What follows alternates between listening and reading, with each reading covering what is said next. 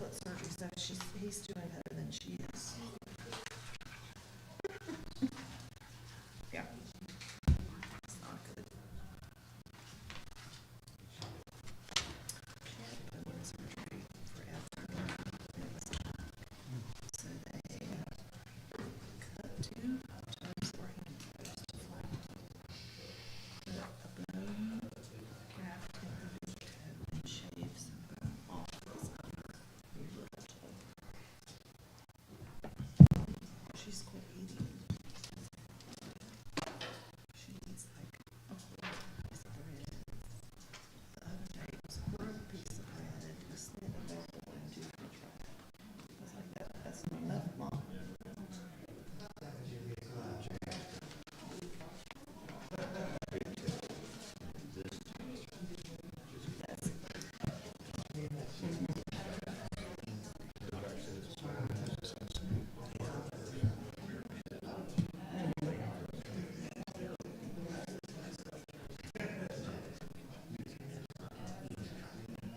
If it doesn't hurt, don't. Oh, yeah.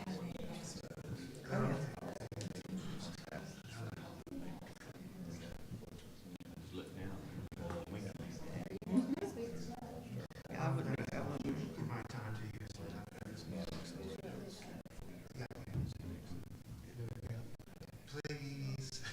Rezoning. What do you mean?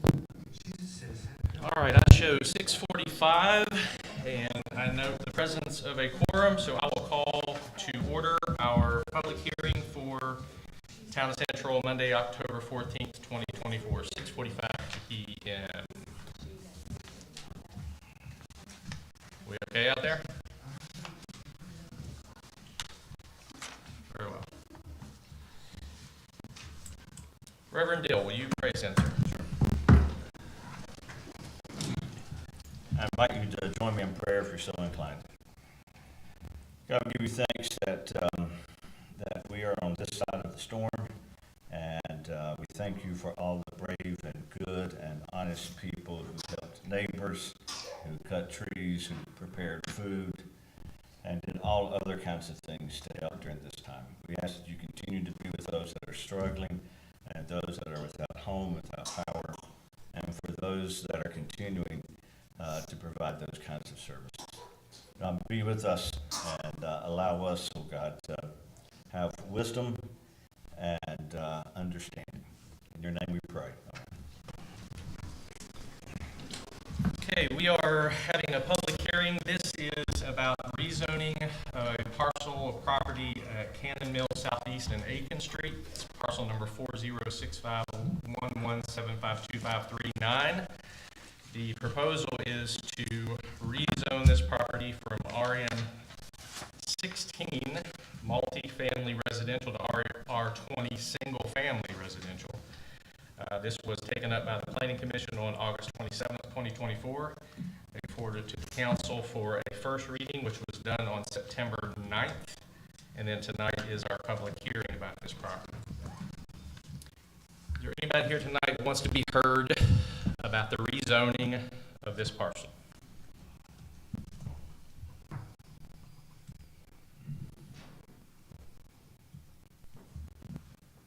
Going once. Twice and no sale.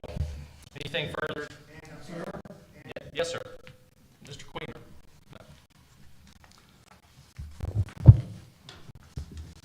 Thank you. I didn't mean to be so slow on the draw. That's okay. Evening. Good evening.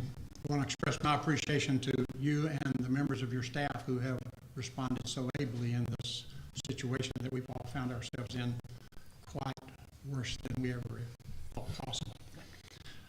I don't have any issue with the zoning itself, but I come to you to speak to the way that the zoning is being presented to the public, and possibly the reason that I'm the only one here tonight who's raising their hand to speak to this issue.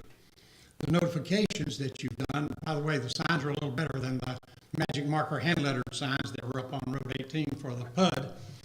You have some professionally made signs over there, although they don't say a whole lot. they're kind of like your sign out front that I drove by today, and it's blinking and it says public hearing Monday, 10/14 at 6:45, followed by a council meeting. And that too is quite meaningless to the public. It's almost like your agenda, which says rezoning of parcels, da-da-da-da-da. Most people don't have the sophistication or the time or the opportunity to go dig through the county zoning maps or the city maps to find those parcels. There's no reference on your sign out here to Pepper Street and Aiken Street. There's just no clarification there for people to understand what you're having a public hearing for tonight. And so I would say to you that my experience has been that not only do we have to do it right, but we have to make it look right. And so for all your comments on the town's website and for all your pledges of transparency and so forth, I just really feel like I need to challenge that because it's not there. You're not saying to the people, you know, I'm a crazy old guy who just reads agendas for fun. And I read these council agendas and they say, we're voting on the rezoning of this, and you just mentioned RN 16 to, I believe, 20, and that's meaningless again to most people, but you could put in this agenda that exactly what this means and exactly what people are being asked to receive in their neighborhood, if you will, and exactly what they're being offered the opportunity to come and comment publicly on. So I think there's something here that I see not happening, and it's kind of like there's a don't know and don't care, and I'm talking about somewhere down the line, you folks have people working for you. Their job is to dig through what the Municipal Association of South Carolina says about how to handle these things. Their job is to dig through what the state law is, and their job is to read some of these things on the Municipal Association's website that talks about the town of North Augusta having to pay $13,000 because they continue to not put the reasons for their executive sessions on their agenda notices. And this is just either don't know or don't care. Well, don't know is one problem, which means that they don't know that information's out there, but the don't care part of the problem is they know it's out there and they really don't care. So my question for you is, do you want it to look right to the people who are driving by and seeing your sign out here? They don't know public hearing tonight for what or when. I mean, they know when. They don't know what or where. It doesn't even, I don't think it said zoning hearing. So I just feel like that somebody needs to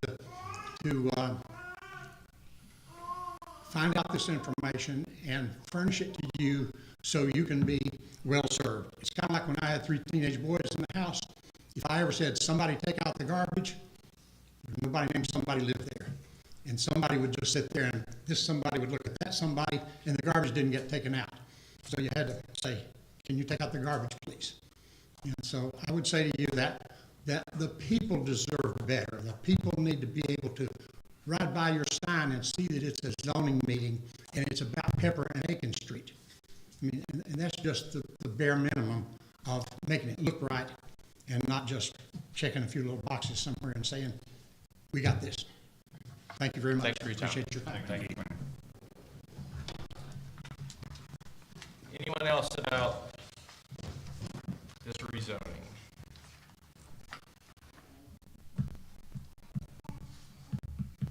Okay. I will call us adjourned on the public hearing for Monday, October 14th, 2024. Noticing the presence of quorum, I will call us to order for our regular town council meeting, Monday, October 14th. First item on the agenda is the regular council meeting minutes of 9/9/2024, special called meeting minutes from 10/7/2024. Got a chance to review that last week in work session. I'll entertain a motion. I move that we adopt regular council meeting minutes for Monday, September 9th, 2024. Second. Motion on the table is to adopt regular council meeting minutes from 9/9/2024. Any discussion? All those in favor raise your right hand, please. That motion carries. I move that we adopt special called meeting minutes from 10/7/2024. Second. Motion on the table is to adopt special called meeting minutes from 10/7/2024. Any discussion? All those in favor, raise your right hand, please. That motion carries. Thank you.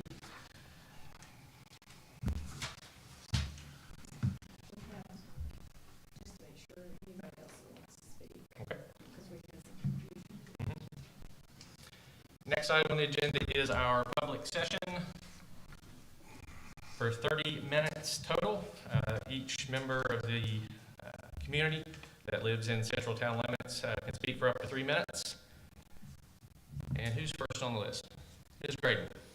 We need to see if anybody else wants to sign up. Okay. Because we're having confusion. Okay, as long as we're, One town hall can go up. We're gonna, One, okay, what's your name, Jane? yes, please. Ms. Graydon, how are you this evening? I'm sweating. Good.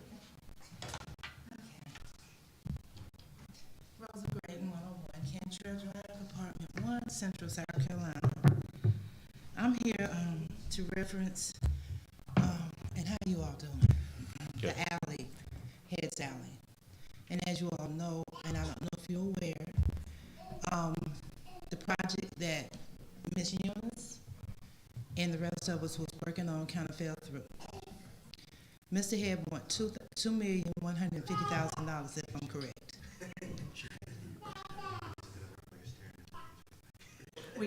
Can you just I can hear you. speak directly into the mic? Oh, I thought it was. I'll lean forward. Can you hear me now? I can hear you. Mr. Head is asking for $2,150,000 for the property. And we know that the majority of the property that carries African Americans. And as I've stated before, they have helped with the industry here in Central South Carolina.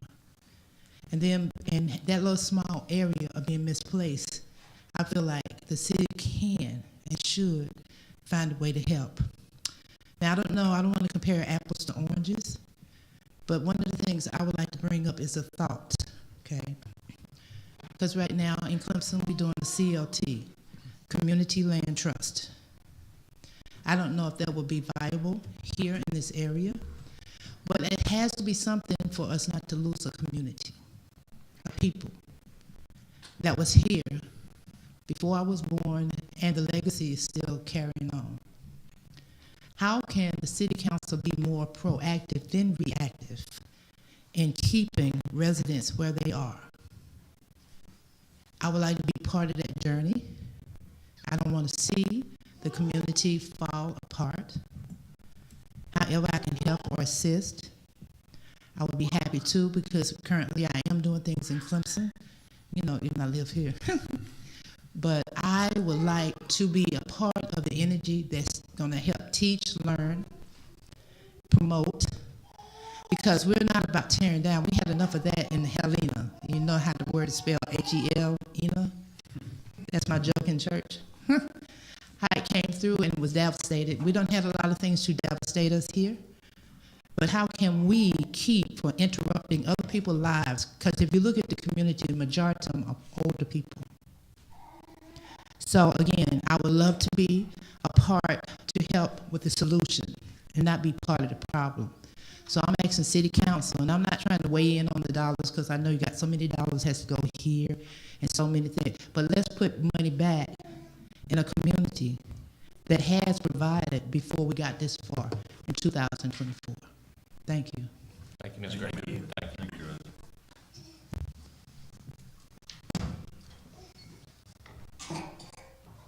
Mr. Vaughn. Yeah, how y'all doing? Mr. Vaughn, I'll be right with you, Kelly. Oh, I'll I'm be sorry. right with you. All right.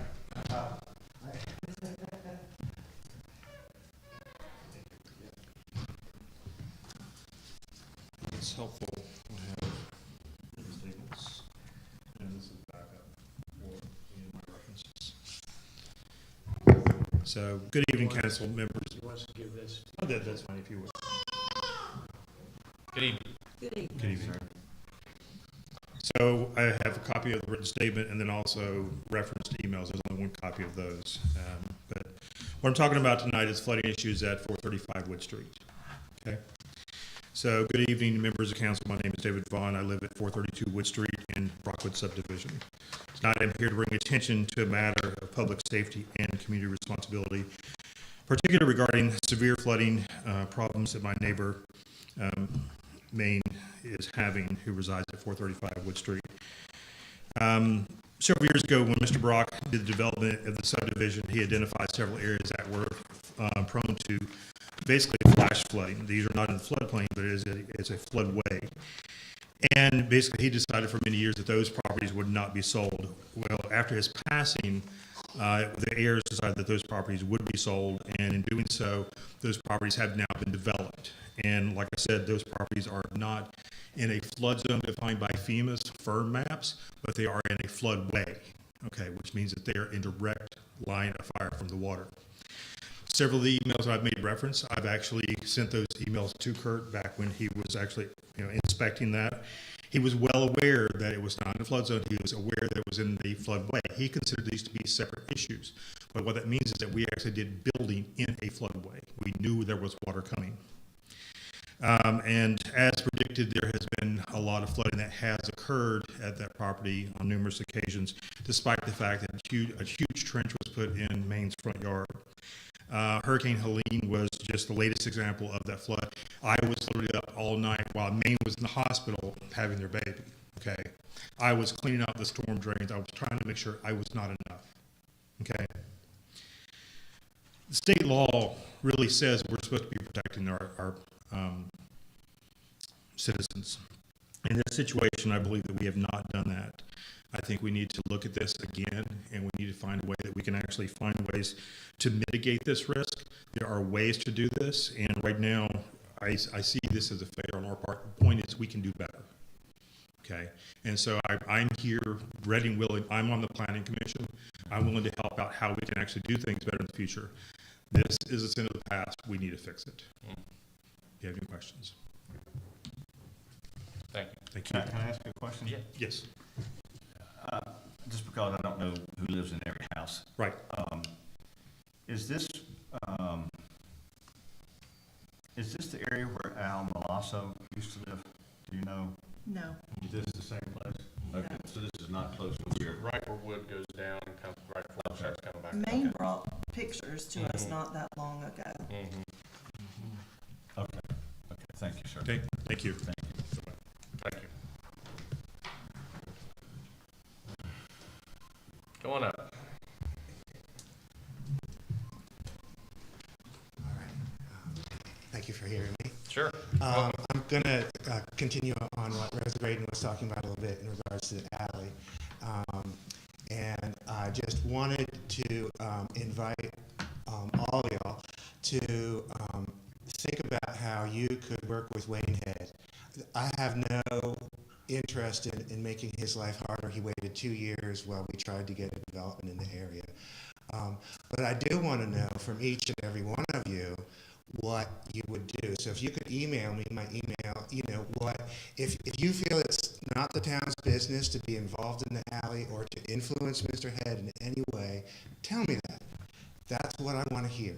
If you feel like that the town can influence Mr. Head in a positive way so it's a win-win for him, because he's been very patient, his dad just passed. And so my email is ecorpus, COURPAS, @gmail.com. And so I want to know, again, if you feel like it's not the town's business to be involved in this, we have an ability to have our, what am I trying to say? Our heritage be reflected. I had the opportunity to go to the Little John Community Center, and where mostly there were Clemson council members running, and the Clemson mayor, the Clemson mayor running for re-election, Robert Halfaker. And I asked a question during that meeting: whether he communicated with Andrew Beckner, and he said they did. They were in communication very often.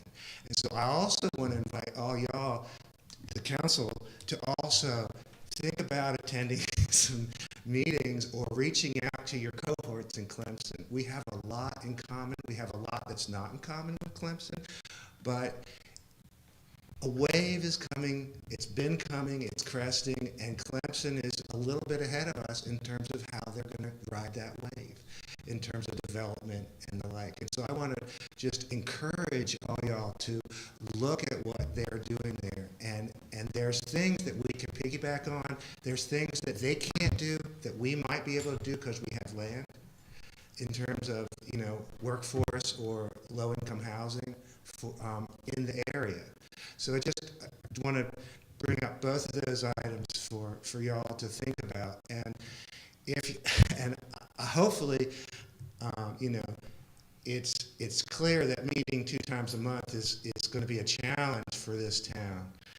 You know, that we really need to dig down and figure out how much time. And I know some of y'all put in way more than 2 days a month in terms of coming here. But I just, you know, we're playing catch up a lot. So I just want to, you know, appreciate all your efforts and labors, and we're with you. So Thank you. Thank you.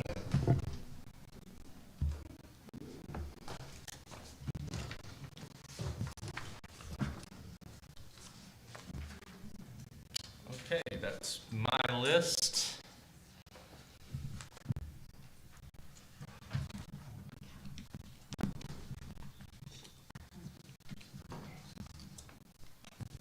What is same topic? Is it the same topic? Yes. All right, come on up.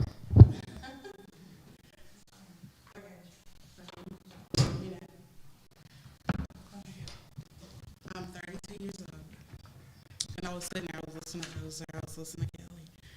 So, to me, our church is there.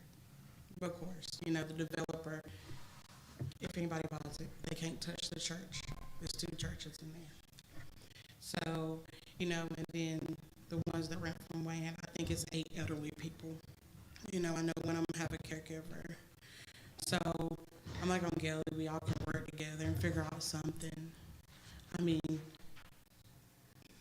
like, we all can work together and we all can try to find somewhere for these people to go. You know, and when a developer buys it, it's going to be hard for that developer. That's my opinion. Because, you know, Wayne, John owned this part, and then his house is personally owned. So it's going to be weird. A whole lot weird in the alley for people to build. So how we know? They might be like, no, yes, maybe no. But in future, we just need to figure out, okay, how can we help these people? And I'm down to help. However, so always can reach out to me too. Like, and I would help. Say, hey, let's look for this apartment. Maybe they can move right here. You know, I just want to help them. So we're all equal. Thank you. Thank you. Thank you, ma'am. I did talk to Wayne Head, if you'd like to hear what he had to say. We'll talk to him later. Thank you. Thank you. Okay, moving on to receipt and disposition of petitions. Anything to be made aware of this evening? Yes, Mr. Mayor. There's an annexation at 115 Heather Hill, which council initiated. That is first reading on your agenda tonight. And then there's a annexation on Old Shirley. That's also first reading on your agenda tonight. And then there's a rezone at 1066 Church Street, which will be going to the Planning Commission before it comes to y'all. That's all I have, Mr. Mayor. Thank you. Any questions? And move on to reports from council committees. Planning, Ms. Bowers. Council meeting, or planning will meet on Tuesday evening, and then for our regular scheduled meeting, and then we month with Youngblood about the PUD, but that date hasn't been decided yet. And that's all. Any questions for planning? Streets and Public Safety, Mr. Moss, sir. I want to do some appreciation to the chief, Thompson, and the team for coming on, working around the clock, checking out businesses, residents, and doing the hurricane. And while our power was off, they maintained the roads as well. And I'm going to ask Chief Reynolds, would he tell us a little bit about what the fire department done? I don't want to miss nothing. He's got it all documented and ready to go. Good evening, Chief. Good afternoon. The activity summary, I'm gonna just read over it. Every one of you's got it, but it's just kind of leading into what I'm gonna tell you.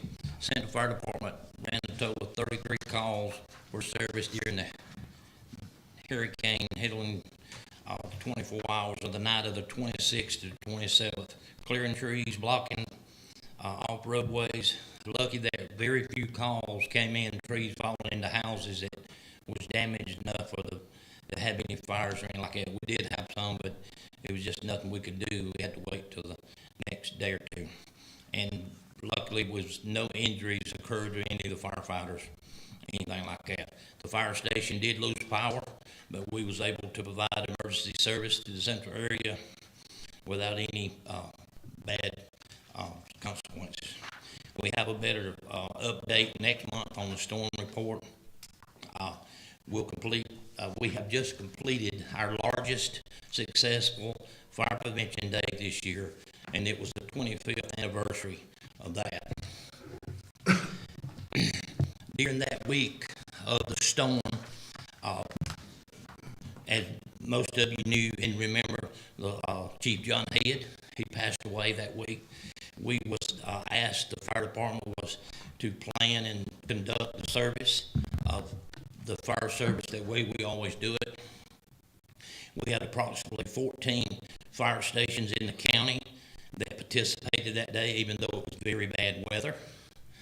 Also, the family had requested the fire department to have a meal for the family afterwards at our rural fire station number 2. So that all went very well, and I'm here to tell you that we was very happy that he was very well thought of, and the Central come out to support him very much, because he was the chief and on the fire department approximately 45 years. So that was all good.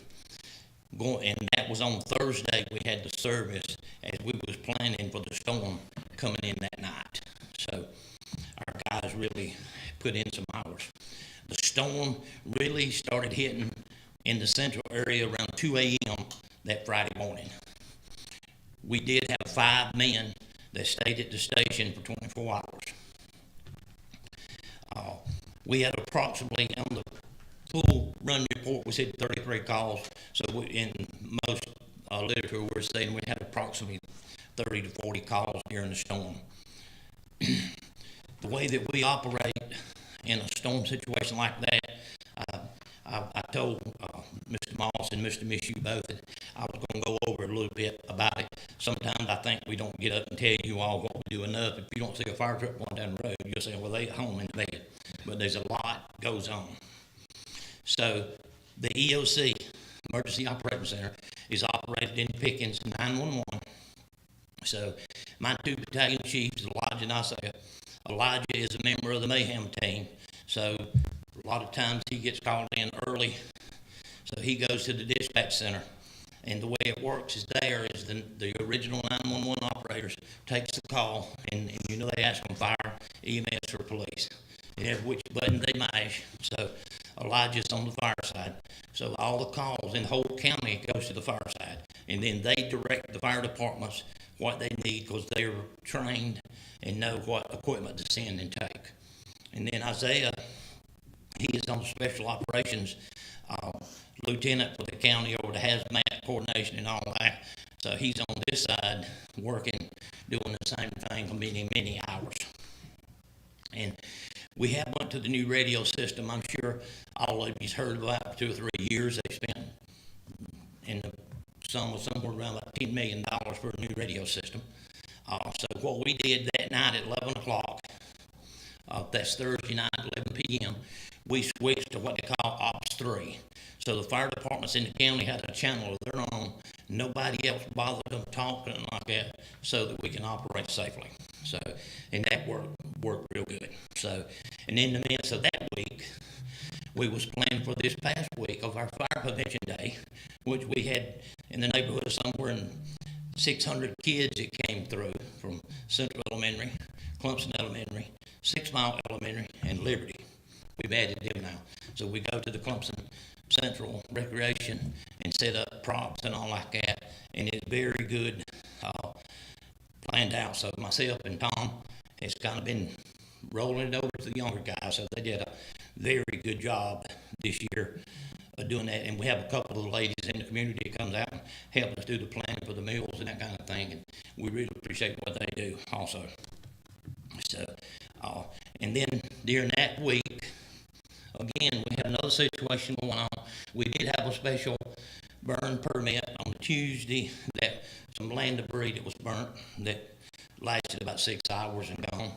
And then on Wednesday, we had a forest fire on White Oak Road that burnt approximately 12 to 15 acres. I know we had some different people giving their ideas, but all the protocols was taken.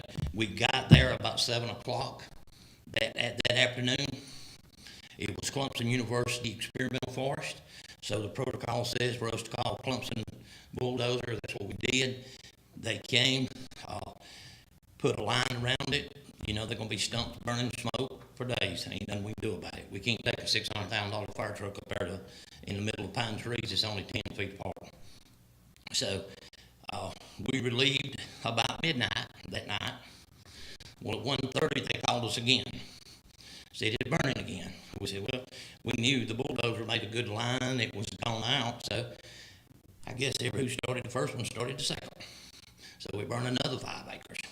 So they was there from somewhere in approximately 1:30 till 3:30 or 4 the next morning, getting a line around that one. I think it was arson? Well, when homeless lives there, yeah, that's what happened. So there, it's in the county rule, but it's Clemson University Forestry, so we handled all the protocols like we were supposed to. Everything went good, nothing got out of hand, no houses, nothing burned. It was just, but anytime you have a forest fire like that, the pine needles and all that's on the ground just absolutely puts out an ugly black smoke, and it's like the world's on fire. But the dead stumps and all in the ground, there's just no way to get in there and put them out. So it was sitting there smoking a few days, and a lot of people got real excited about that. But, you know, we checked on it about 5 times a day for 3 days, believe me. So, and finally the last day I went over there and put some yellow tape up and down the road caution, and that slowed it down a little bit. But still, that was of all the, if y'all heard any on social media about the fire department doing what we're supposed to be doing.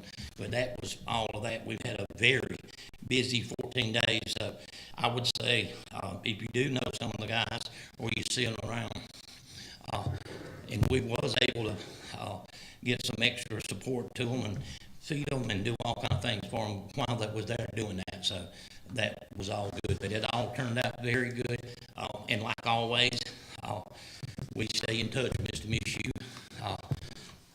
I'm not going to say daily, but he'd probably say, here's Ed again. So, but I do keep in contact with him, and he kept in contact with us, making sure we didn't need anything and everybody was safe. So, but overall, it was a very good 14 days, hard 14 days, but very good 14 days for us.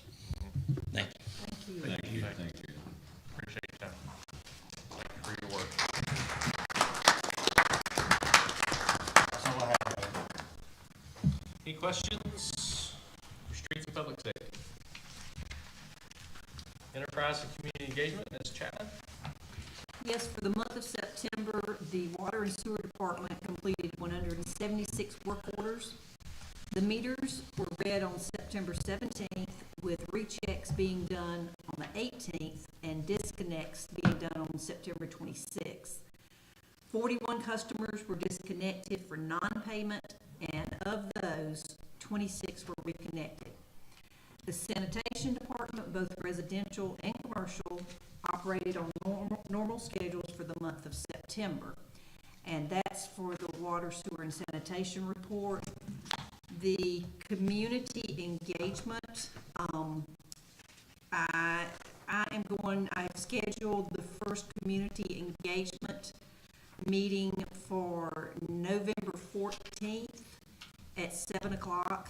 I emailed you, I don't know if you got the email or not. It will be at Central First Baptist Church. And so to prevent having to put out a notice of possibility of having a quorum with more than 3 council people there, to start with, to begin with, I think it's just going to be the mayor and myself and Mr. Mishu if he would like to come. As we see how things go, I will decide whether or not we need to go ahead and let other council members come. But this will be the first one, so it will be the one that will probably be one of the most important ones, because we'll see how many people come out and things like that. So that will be November 14th at 7 o'clock at Central First Baptist Church. Good. Can I ask again why we are not going to be allowed to attend? I don't think there's any problem with everybody attending. I think the idea being just not putting out a public notice and adding another meeting to everybody's calendar, but if everybody's interested in coming, I don't think Lynn or I have any problem with anybody coming. No. You know, more members of the community. We just have to know ahead of time so that we wouldn't have more than a quorum. It was just sort of try to make things easier. Well, she can just, Philip wants to say something, but in the past, when we have done those meetings, Susan just puts out a notice that we could have a quorum present, but nothing will be discussed. Yeah, that was a suggestion I was gonna make. If there's enough interest that we think more than 3 are planning on being there, we can do that. That's up to the organizer, which is Lynn. Well, I don't have a problem with it. I just was trying to do the easiest way, as in where we wouldn't have to put out a notice that we would have a forum. But no, that is fine with me. Yeah, I agree. And I think that's just another way of letting people know that we're having it as well. So, good. Thank you. November 14th, 7 o'clock, Central Baptist. First Baptist. Yes. Very good. Anything further? No, that is all. It's PM, right? No, that's AM. I was just checking. It is PM. Better be. Recreation, Mr. Dill, sir. Yes. Thank you, sir. Online basketball registration is currently going on, and it will continue through the 24th of October. That's for boys 5 through 17 and girls 5 through 12. And if anybody wants to do that, the link is on the town's website. The other thing is, just to update people, the recreation department, rec center, had some minor damage during the storm. The disc golf course had a number of trees down, and I've been through there multiple times since the storm, and people are playing around them. And I tell them, we'll get to them, but we want to get all the other stuff done. That's low on the list, and they understand. And then just a few other of the parks with some minor flooding issues that went on. So that's all of my report. I would like to say publicly thank you to Tom Clore for his work early on the morning of the storm. He was out in the storm, riding around, taking care of things, texting us. Philip wasn't here; he was at a conference, and I just am very pleased that everything in the town worked well and worked smoothly, even in Philip's absence, which to me is a good indicator of leadership that allowed people to know what their roles are for them to be able to perform them even when he's not present. So I was proud of our town and the response. That's all, Mayor. Thank you for sharing that. All right, finance and marketing, Mr. Peak. Thank you, sir. The Town of Central financial report for October, our general fund currently has a balance of $850,023.38. This is a decrease in the fund of $86,353.23 from August to September, which is a 9.22% difference. We know, since we do not have property taxes coming in, the general fund is going to have a lower balance during this time of the year, but we know it's in good standing, so we should not have to dig into our reserve funds since the property tax will be rolling in within a few months. The water budget for September had a revenue of $78,776 with a monthly cash flow of $3,286. For the year, the revenue stands at $278,533. This is an increase of 32.94% from August to September for the water budget. The sewer budget for September had a revenue of $105,786. This is a negative monthly cash flow of $4,494. The current year's revenue is $232,131, which was an increase of 37.11% from August to September. And our sanitation budget for September had a revenue of $28,835 with a monthly cash flow of $4,764. The current year's revenue in the sanitation budget is $82,497, which was an increase of 9.47% from August to September. And that's all I have, sir. Any questions for finance and marketing? If we were in the negative on sewer, how did we have an increase in the fund? That is year to date, it's not month to date. So it's just the revenues for the account.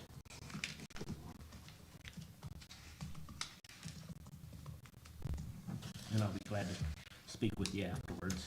Okay. Any other questions for finance and marketing? Tourism and economic development, Mr. Griffin. Thank you, Mayor.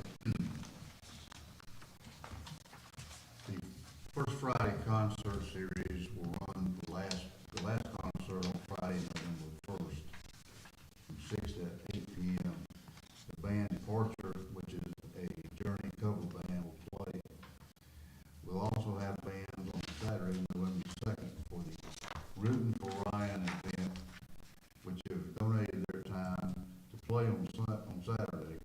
We'll have a band from 1 to 4, and then the Wobblers from 6:30 to 9.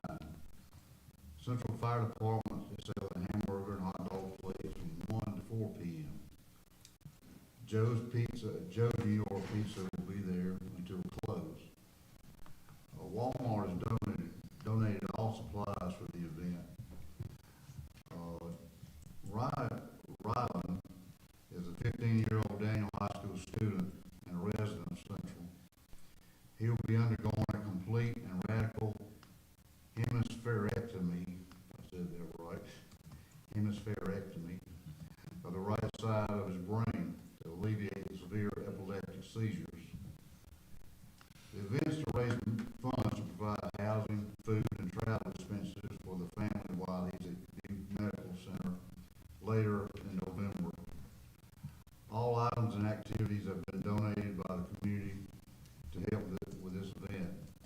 There will be a special craft and holiday sale from 1 to 5 at the Community Park Building, and all items will be donated for this event. The Railroad Festival will take place on Saturday, October 26th, from 1 to 5. All festival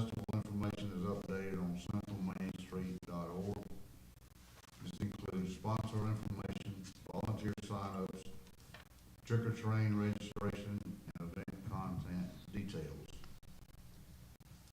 The Daniel High School Homecoming Parade will be Monday, October 21st on Main Street, and kicking off at 6:45. Lineup will start at 5:45 at Bowling Field and Cannon Baptist Church. The Christmas parade will be Friday, December 6th. Parade will start at 6:30. Special activities will again be held from 5 to 6:15 at the train caboose, including music, visits with Mr. and Mrs. Santa Claus, hot chocolate tent provided by the fire department, and the town central, tree lighting, and a lot more. And that's all I have, except I want to say that I've been here for a long time, and I always knew that there was a lot of people doing a lot of work for the town, but I have never realized how much work the Central Fire Department does. And I just want to thank them for all they're involved in every time you turn around, they're involved in something, in everything. So I just want to give them a big shout out. That's all. Thank you, sir. Did we talk to you about making sure there's no rain for the Christmas parade this year? Is that we put in that one to you? I'll make a note of that. All right. If you can make sure that happens, that'd be great. Anything further from council committees? Seeing no new business, we'll move on to introduction and consideration new ordinances, policies, proclamation, and resolutions. Our first is the ordinance 11/11/2024, Annex 406410467236. What's the address on that? Is there an address? That's either gonna be Heather Hill or that's Old right. Shirley. It's gonna be one of those. Which one that is? And this is for, Heather Hill is over there behind, Monterey's. that's right. Heather Hill, I think, is the wedding one. Oh, that's right. That would be the second. Okay, so first reading of ordinance 11/11/2024, Annex 406410467236 is what's currently on our agenda. I move that we adopt on first reading ordinance 11-11-2024 to annex property 4064-10-46-7236. Second. Motion on the table is to adopt on first read ordinance 11/11/2024, Annex 406410467236. Is there any further discussion? All those in favor, raise your right hand, please. That motion carries. Next item is first reading of ordinance 11/11/2024, Annex 406517004390. This is, I'll entertain a motion. I move that we adopt on first reading ordinance 11/11/2024, Annex 406517004390. Second. Motion on the table is to adopt ordinance 11/11/2024, Annex 406517004390. Any discussion? All those in favor, raise your right hand, please. Motion carries. Thank you. Moving on to consideration of ordinances and policies already in possession of council. Now we'll discuss second reading of ordinance 1014/2024, rezone 406511752539. This is the property on Aiken Street that we discussed earlier this evening. I move that we adopt ordinance 10-14-2024, rezone property 4065 4065-11-75-2539 on second reading. Second. Motion on the table is to adopt second reading of ordinance 10/14/2024, rezone number 406511752539. Any discussion? All those in favor, raise your hand, please. And that motion carries. Thank you very much. Reports, Mr. Administrator.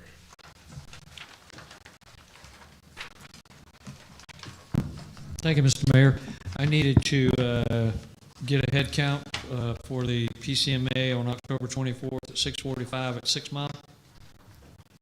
1, 2, 3, 4. And just a little short update on the storm cleanup. We've gotten most of the debris moved to the old central landfill site, and it'll sit there until either the county is ready for us to bring it, or either we do a contract to get someone to haul it off. Pendleton and the city of Clemson, all three of us staged the debris there. So it'll probably be the three of us decide what direction to go there. As far as costs, haven't gotten any invoices yet, but we should be able to cover it with the reserves that we have in general fund. If you ever wonder why we need reserves, it's for cases like this. We'll be able to pay it off, pay the vendors, and then FEMA usually takes 2 to 3 years before we get our money from them. It's 80-20, but you're still looking at 2 to 3 years before you see anything coming from FEMA. Yeah, and this is an especially widespread disaster too, so Yeah, that might be ambitious. probably longer than that, being it was such a widespread storm. North Carolina got much worse than we did, so I'm sure they're probably more focused on what's going on up in North Carolina than what's going on in further south in South Carolina. But we'll have the funds to pay the vendors off and pay our employees, and then we'll get reimbursed later down the road. Any questions from council? I saw where FEMA came out with a 100% reimbursement to municipalities. Have you heard that yet? Did we hear that? Okay, yeah. Oh, they just released it? Okay, well, that's even better. Nice. All right, any other questions? Thanks. Any other questions from council? Okay, thank you. I will just add, for the record, my appreciation to town, in this type of disaster to see, I think Tom maybe only had to call twice, and that he was keeping us informed with the text, as Mr. Dill pointed out. Yeah, this was, as everybody in this room knows, this was a really big deal, and other than people coming out of town using up our gas and those sorts of things, I think we weathered it pretty well, pun not intended. So thank you, everybody, for your efforts on the town's behalf. Thank you very much. Anything further tonight? And without objection, we're adjourned.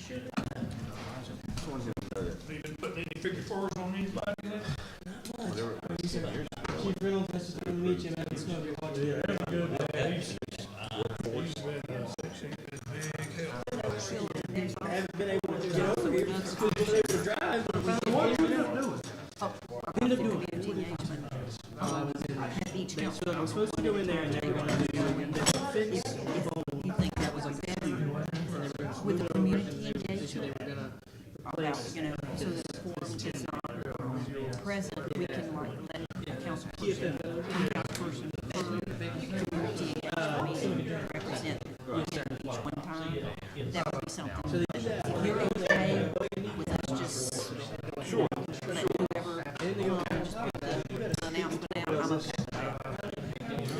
Live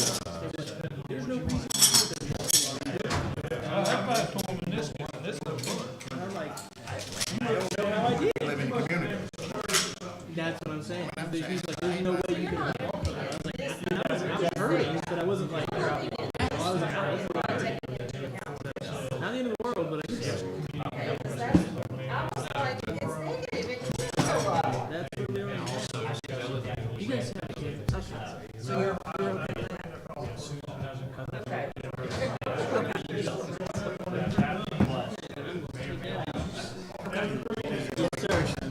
Gonna be questions on that. How it's gonna work. It's gonna be. I am taking questions, and, you know, depending on, that's really a big answer, we may have to